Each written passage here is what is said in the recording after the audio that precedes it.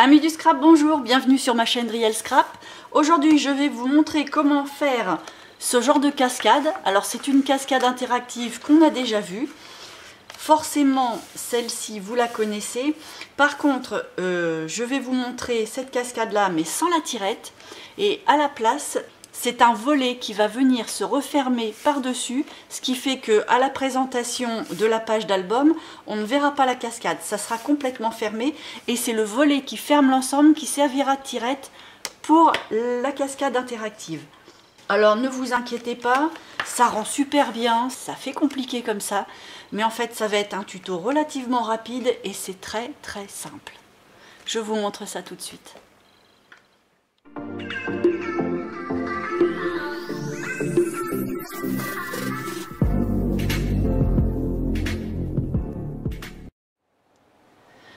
Alors pour commencer cette cascade, on va partir sur deux feuilles A4 parce qu'en fait il va falloir un morceau qui fasse quelque chose comme 56 cm de long. Donc forcément des feuilles directement de cette dimension là vous pouvez peut-être avoir, ça va vous faciliter le travail. Moi je vais considérer qu'on ne l'a pas.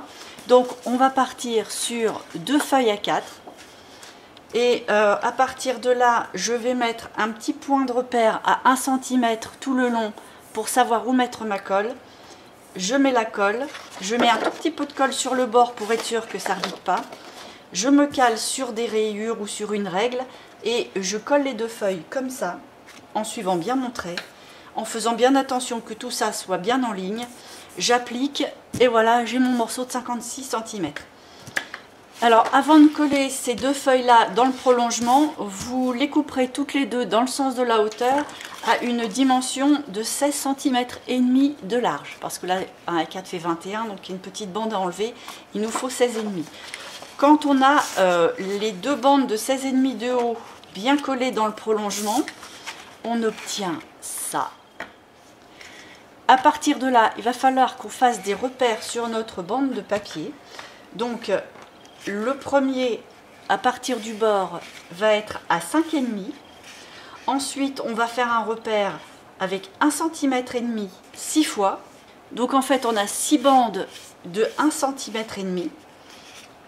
Ce qui fait que, au final, si on a bien travaillé, le dernier se retrouve à 14,5.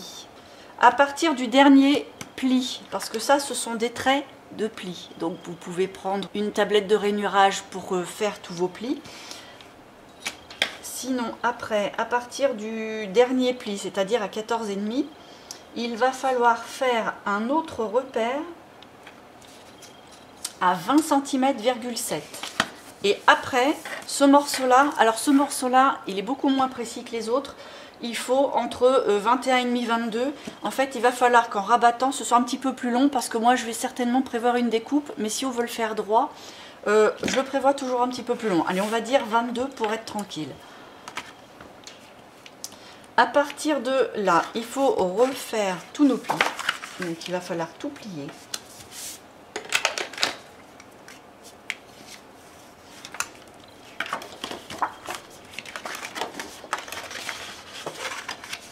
Toujours en restant bien dans le prolongement, ça c'est très important parce que pour la réussite de la cascade, il faut que tout soit vraiment très parallèle, très en ligne. C'est un gage de réussite.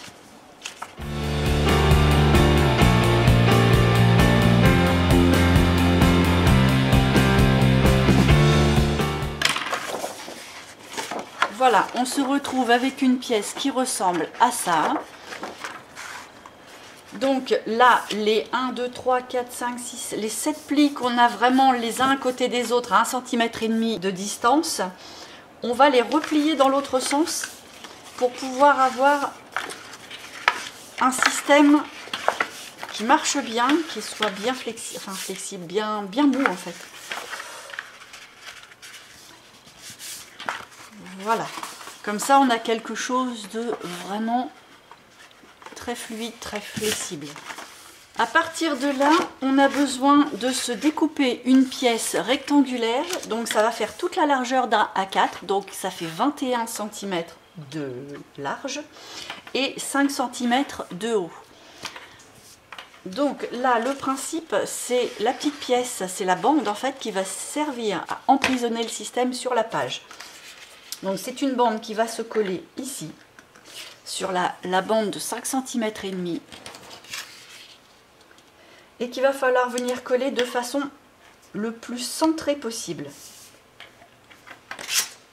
C'est qu'on va prendre le milieu de la bande des 21, donc 10,5, et le milieu de notre bande ici, qui fait 16,5.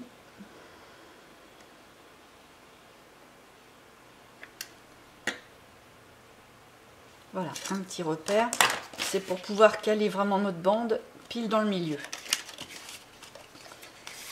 Non, je vais mettre la colle plutôt sur cette partie-là parce que cette partie-ci, il va falloir faire un petit peu dépasser la colle. Donc pour être sûr de mettre la colle là où il faut, on va la mettre sur cette partie-là. Alors surtout, ne pas trop s'approcher du premier pli. On se met tout près, mais pas dessus. Il ne faut surtout pas qu'il y ait de colle sur les plis. Aucun pli d'ailleurs. Je vous le redirai certainement au moment de coller les fiches, mais c'est important parce qu'après le système va coincer. Hop, je vais mettre un petit peu au doigt pour éviter que ça ne bave. Ben, vous voyez, ça faut pas faire. Hop, on nettoie.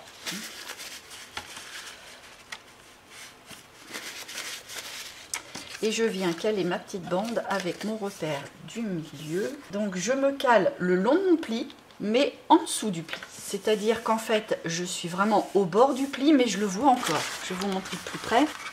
Voilà, là vous voyez, le pli il est ici. Et logiquement, on doit encore le voir. Le petit bourrelet du pli doit être à l'extérieur de mon collage. Voilà.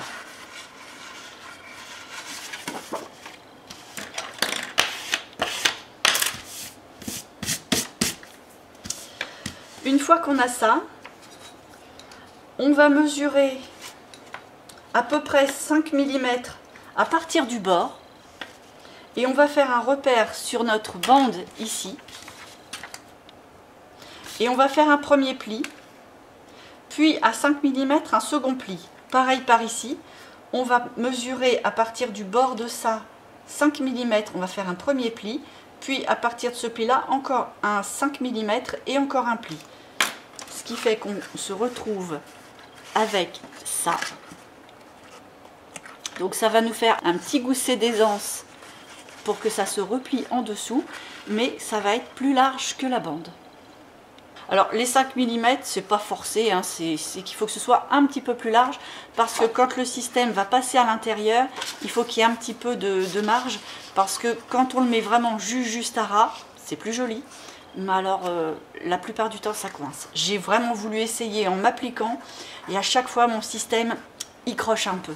Donc maintenant je préfère faire une bande un tout petit peu plus large que mon système qui vient à l'intérieur. Voilà, donc on se retrouve avec une sorte de T. Et maintenant, on va coller les fiches qui vont supporter les photos dans le système. Donc, les fiches se présentent comme ça. Il en faut 7. Elles font 16,5 sur 11,4. J'en ai découpé 7.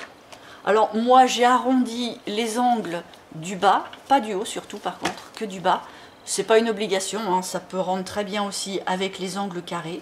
Moi, j'ai préféré les arrondir. Et donc, on va les coller comme ça, c'est-à-dire la première, elle, c'est en fait celle qui sera la dernière de la cascade. Elle est fixe. Donc, on la colle là où on a collé la bande. Donc, en même repère, au milieu, et à ras de la bande fixe. On va la coller comme ça. Donc là, je vais prendre, comme j'ai fait pour ma petite bande, le milieu pour bien la centrer. Je vais en profiter pour faire tous mes milieux de chaque. Alors, pour pas mesurer 7 fois la même chose, je les mets en escalier. Je les mets comme ça. Je prends la dernière où je vois la mesure. Hop. je les cale bien. Et je n'ai plus qu'à... Hop. Et voilà, j'ai mes milieux. Alors, je reviens à celle qui est fixe. Donc, pas besoin de mettre de la colle énormément, hein. Je vais mettre la colle sur à peu près 4 cm.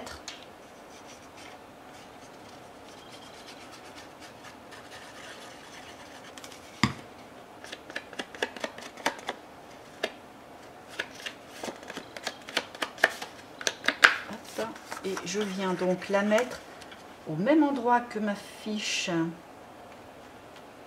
fixe. C'est-à-dire, on ne voit plus la bande fixe, mais je vois toujours mon pli. Voilà. Ensuite, on prend une autre fiche. Et là, on va venir la coller sur la première bande d'1 centimètre qui est ici. Alors, pareil, pour mettre la colle, ça c'est vraiment le gage de réussite, hein, je me répète, la colle, on la met vraiment sur la partie plate, en s'approchant des plis, mais surtout en n'y touchant pas. Il ne faut pas que ça touche, par contre il faut bien aller jusqu'au bord, mais il ne faut pas que ça touche les plis.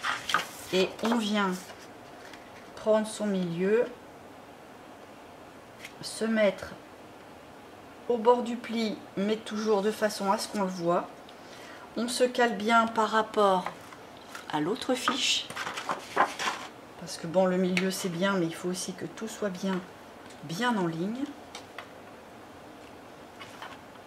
Et on colle. Voilà. Et là, il faut surtout pas que là ça colle. Donc, ce qu'on vient de faire pour cette première fiche là, on va faire exactement la même chose sur les 1, 2, 3, 4, 5, les 5 bandes qui nous restent. Donc encore 5 fiches à coller.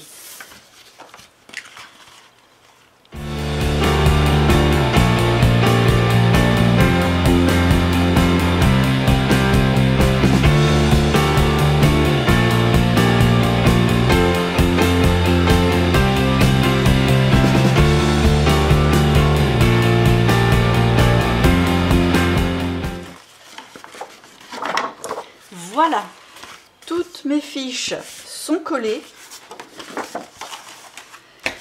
Donc je me retrouve avec tout ce système là de fiches collées. Je suis arrivée à mon dernier pli. Donc là logiquement vous ne devez plus avoir de pli à remplir, sinon bah, remettez une fiche, mais ça risque d'être gênant pour les prochaines mesures, il faudra que vous réadaptiez. Mais on n'est pas obligé de s'arrêter à ce nombre de fiches là, on peut en mettre autant qu'on veut en fait. Mais bon, après il faut prévoir l'espace. Alors, donc maintenant qu'on a ça, on a fait un autre repère ici depuis le dernier pli à 20 cm,7 cm. Donc là le pli il est marqué.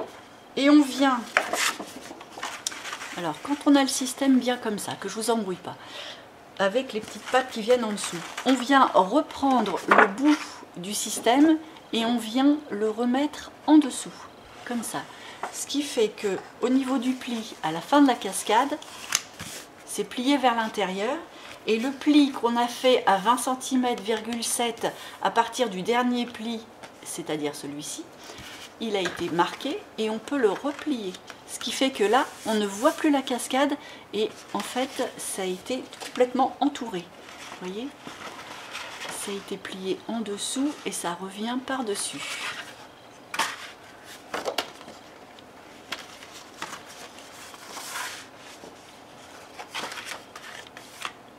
Le plus gros est fait.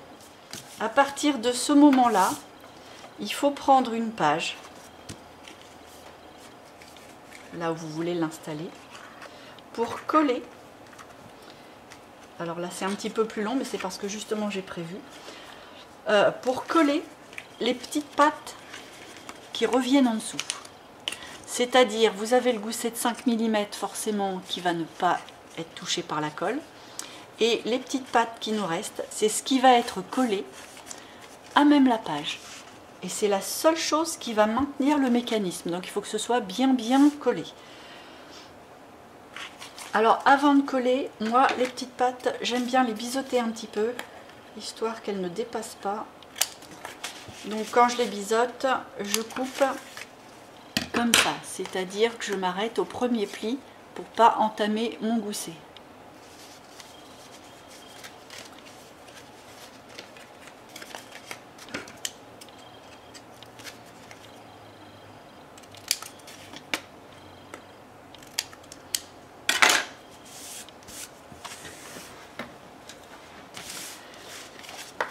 Alors là, je vous ai expliqué la technique simplement. Mais si on prend en compte la décoration, il ne faudra pas oublier, avant de coller vos petites pattes, d'avoir mis le matage de votre support, parce que c'est pas forcément une page, hein, tout dépend ce que vous allez vouloir en faire, de votre support. Parce qu'une fois que c'est collé, bah, le matage il est assez pénible à faire. Alors que si le matage est fait et que vous le mettez directement dessus, d'une c'est plus propre et deux c'est plus simple. Donc pourquoi s'embêter? Donc là je ne vais pas le coller tout de suite parce que moi mon matage n'est pas fait, donc on y reviendra. Mais je vais finaliser ma structure car on voit bien que là la page est plus longue. C'est pour ça que je vous avais dit prévoyez un petit peu plus parce que ça dépend de ce qu'on veut faire. Donc soit on la coupe beaucoup plus courte et ça s'arrête en plein milieu de cette page là et on y met 2 boutons. C'est pas ce que je veux faire. Soit on prend la globalité de la cascade, c'est ça que je veux faire. Et on coupe, en fait, sans mesurer, on coupe l'excédent. Et là, on n'aura plus qu'à mettre un aimant, par exemple, ou un système d'attache à l'extérieur de la cascade si l'espace de la page est beaucoup plus imposant. Moi, en l'occurrence, j'ai fait en sorte que ma cascade soit exactement à la hauteur de ma page, à 1 mm ici et là près. Ça c'est fait exprès pour avoir quand même un petit peu de jeu.